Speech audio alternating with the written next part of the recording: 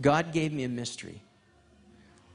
The king's heart in the hand of the Lord is like a channel of a river, and God turns it wherever he wishes. Oh, Jesus, turn my wife's heart back to me. I don't know what I did wrong, but I'm sorry, God, turn it. Turn it. I'd go home at night, I'd sit on the couch, all tired. No relationships, it was dead, cold. Like, whoo, this is rugged. Week, 2 weeks, 3 weeks, 4 weeks, nothing. One night, 4 weeks later, I'm sitting at a table at home, and we're off doing something at home. I don't know, probably cooking or something. I goof something up, and I kind of laugh. I'm like, oh, whatever, and it makes her giggle. And I'm thinking, well, that's kind of fun.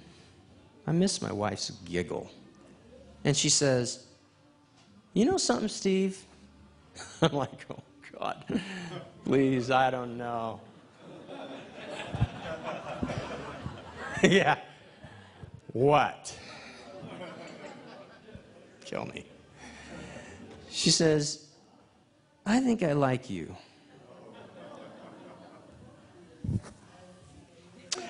I'm like, really? I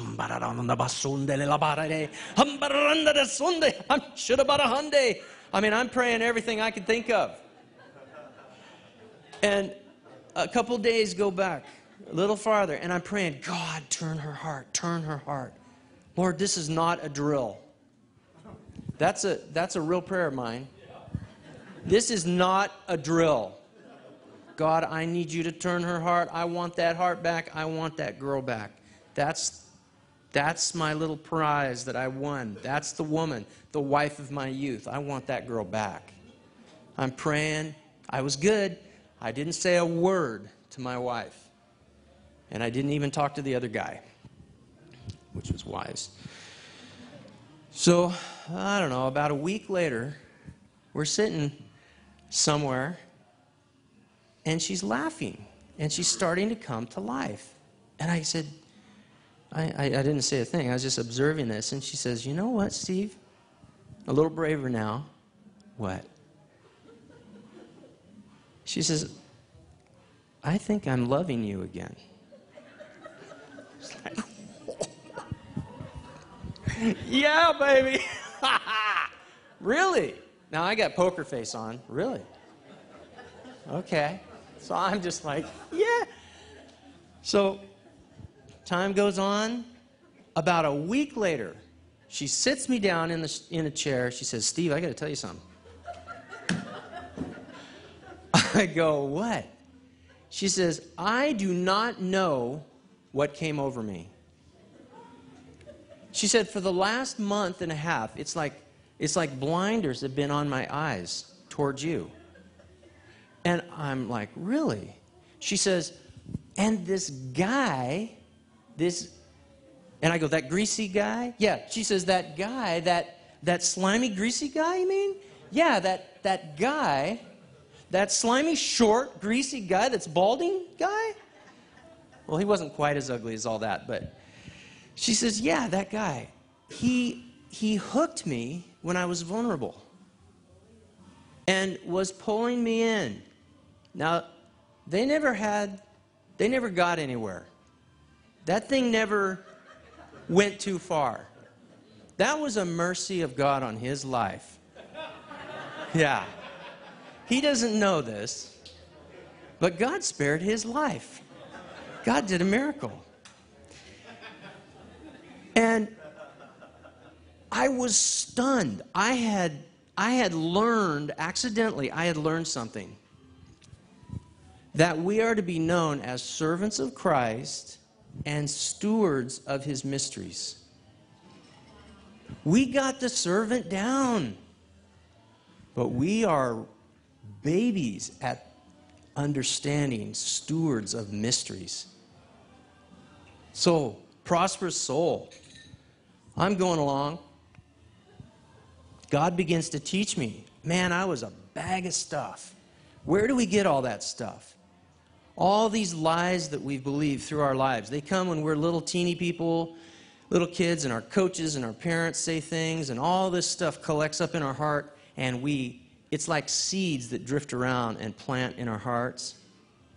And some little lie. Here's a classic one I share all the time. I was a little boy, and my grandma, who I love, she's now with the Lord, but she was awesome. She said, one night I was running through the house. I'm a ranch kid, so we had cattle and alfalfa, and I'd work all summer on hauling hay. Anybody know what hay is? Yeah, okay. I'm talking to the right crowd. This is work. And so we're out there, and that's what I would do every summer. But I was a little boy, and I'm banging through the house, banging on pots, and being my kid. I was like 6 years old. And my grandma says, Stevie, stop. Stop it, please. Little boys should be seen and not heard. Anybody ever hear that? I stop, and I think, I love my grandma. Okay. And I took that little idea and I planted it in a little 6-year-old heart. And you know what happens when you do that? Ideas, truth, I'll say it this way. Truth and lies are both like seeds. Cottonwood seeds, you ever seen cottonwood seeds? Those big trees, and when they launch all of their seeds, they just drift, these little furry things with a little seed in the middle, and they float. That's just the way lies and truth work. And this little thing was a lie.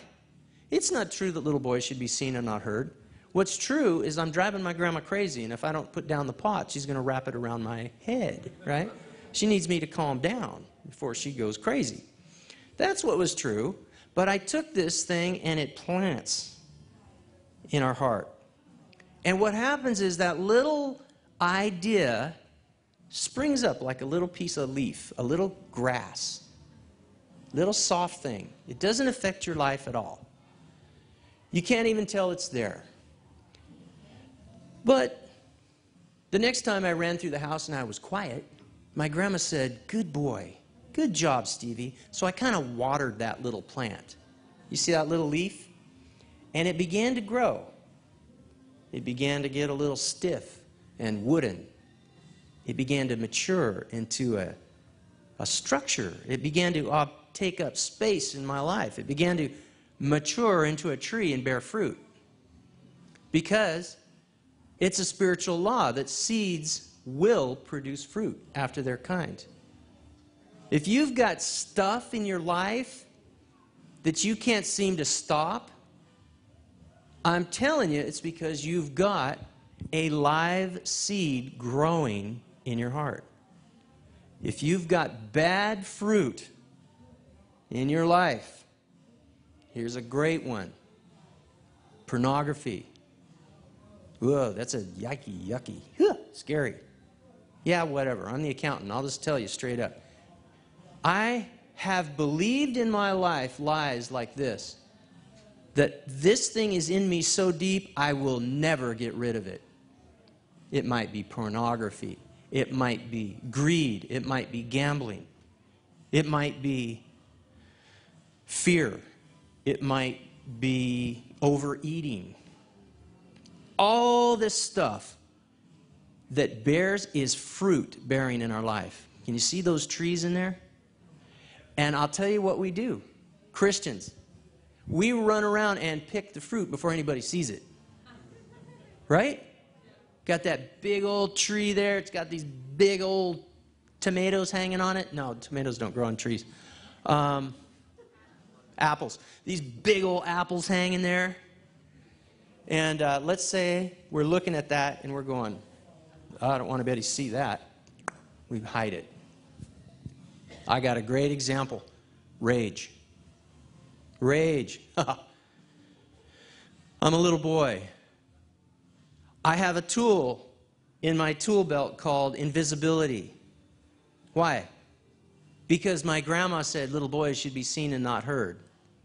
But now I'm about 11 years old. My mom moves across town.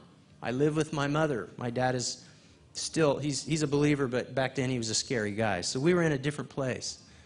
We were in a different part of town, new school, 11-year-old boy. Out on the playground. I have one tool in my tool belt. My invisibility. Right? Because I'm like scared. I don't know anybody. I'm insecure. I'll just go out and hang out. I'm going to kind of hide on the playground until I kind of get to know the deal. I do that for about a week, and these three kids, these older kids, see me, and they go, hey, what's the weird little new kid over in the corner? Let's go check him out. Let's poke him and see what happens when we turn it over. And they start working me. Every day, lunch hour, the bell rings. I'm like, oh my gosh. I go eat, and then I go to my hiding place, because I've got one tool on my belt. It's the fruit of invisibility. You get it? Little boys should be seen and not heard. Grows into a tree. It matures into invisibility. I kind of hide. So that's my tool. But it's not working. These boys, every day, they come and find me. Every day. For a couple weeks, these guys would come and beat me up. They would work on me and tease me and poke me and scare me. And we were little kids. But they weren't going to kill me, but I felt like my life was in danger. You get that? Everything's blown up when you're, this tall. And so one day these kids come, and I am convinced I'm about to die right now. I'm going to die. These three kids come, and I start inside. Okay, what tools do I have? Invisibility. That has not worked. Dashboard. What do I have on my dashboard? These guys are closer. I notice on my dashboard, as a metaphor, is a big red button. I go, I wonder what this button does. Well, that was the rage button. I decided, well, if I'm going to die, I'm going to kill them too. And they'll probably win. They're bigger than me, but they'll know I was here. So I push the red button, and I turn into a crazed 11-year-old maniac. I totally lost, really, even awareness of what was going on, and I attacked these three kids. Well, the three kids, two of them are like, whoa, what's up with the weird little kid, dude? But the leader of the bunch, he was like, okay, let's do this thing. So we go at it. But he was dealing with a cornered animal, right? Even hamsters can be scary when cornered, right?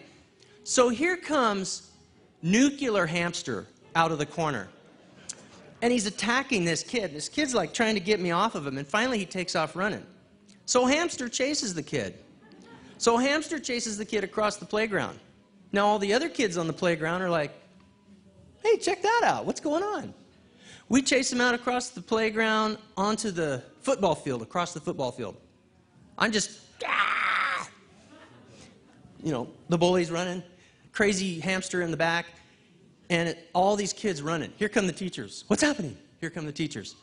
Across the playground, across the football field, out of bounds through the mud, through the brush. We're just running. He's running for his life. I'm running because I don't really know what I'm doing. I have just pushed a big red button on my dashboard. Finally, the teachers catch me. He runs over and he grabs me by the back of the shirt and he picks me up. My feet are kicking. He's like, ho! And he puts me in a box and calms me down. And not literally, but he separates us and he kicks us both out of school for the day. I'm like, Now I'm totally humiliated. I'm going to go back to school. These guys, everybody's going to think I am a total freak.